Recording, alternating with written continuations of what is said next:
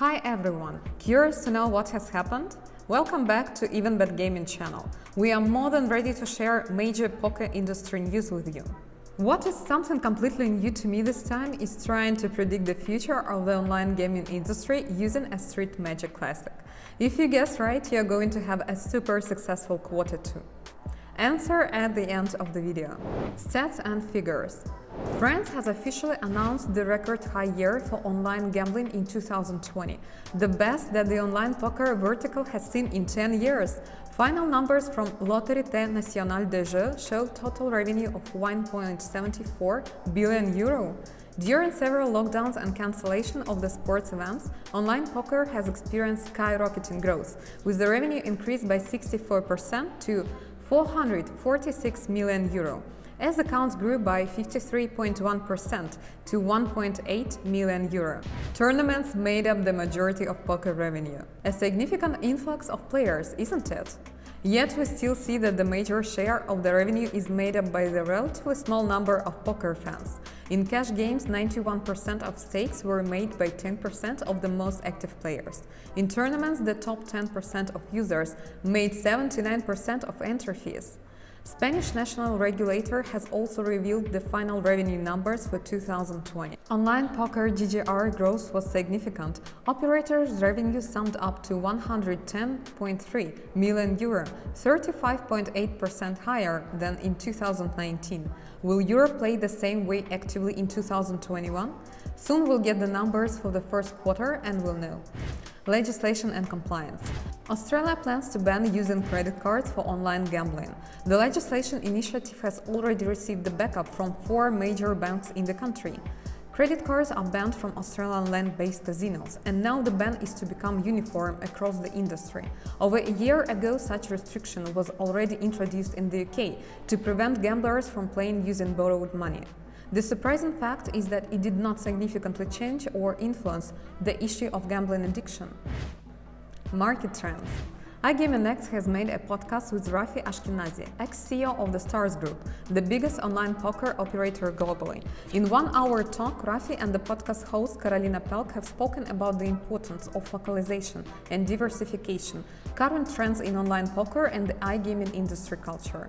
For example, this is how Mr. Ashkenazi has described one of the key secrets of the company growth. The biggest challenge is to ensure that you have collaboration within the company.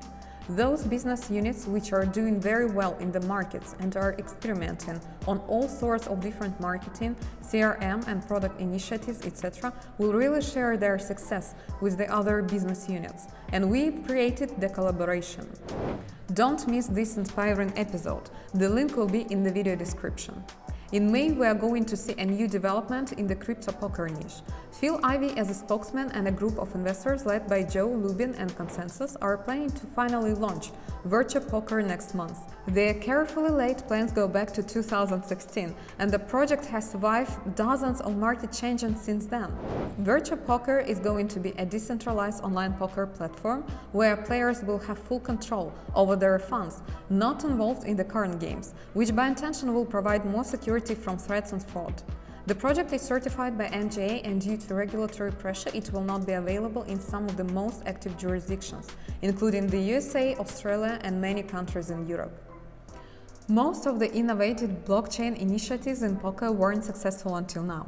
We are indeed curious to see whether virtual poker is going to break that series and finally get crypto used to something more than just a way to deposit money in poker. Place your bets. World Series of Poker has announced the comeback of live events in September 2021, with the main event in early November in Las Vegas and later this month in Czech Republic.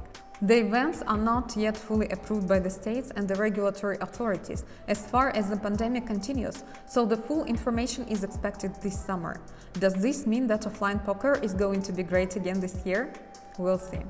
At the same time, WSOP is set to run a massive online series, beginning on the 1st of July with $1 qualifications and a $1,000 closing tournament. In 2020, the online event's winners have received a total $150 million in prize money. We are wondering how the live poker event's anticipation is going to affect the online series this year. Tell us in the comments to this video. On the last days of March past India, virtual experts have shared their experience in working in one of the most actively growing iGaming markets in the world. If you have missed a conference and a poker tournament hosted by EvenBet Gaming, you certainly failed to get a lot of insight on online poker in India. Just a reminder, in most Indian states, online poker is considered a game of skill, so it does not require licensing and is not considered a gambling activity, as well as fantasy sports. One of the most interesting cases in poker was using free rolls not simply to acquire new players, but to reactivate the existing user database in the times of pandemic. Very insightful, as well as the other experiences shared. We'll be watching closely the Indian market, as there is some room for poker to grow and develop.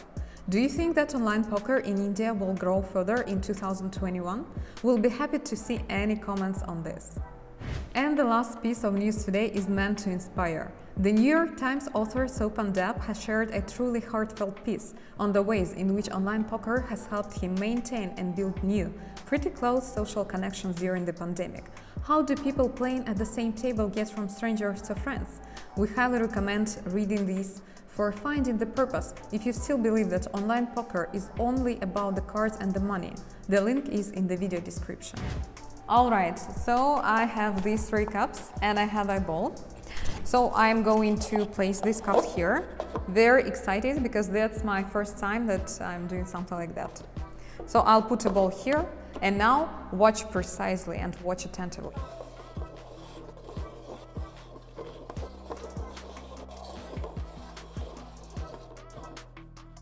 Okay, were you attentive enough? Where is the ball? So, have you chosen this cup? Oh, nothing here. What about this one? Still not here. Alright, the ball is here. Congratulations if you guessed right. Stay tuned with us. Follow our channel and social media. Like, leave comments if you enjoyed watching the video. Ring the bell not to miss our next one. We'll make sure to keep you ahead of the game. Cheers!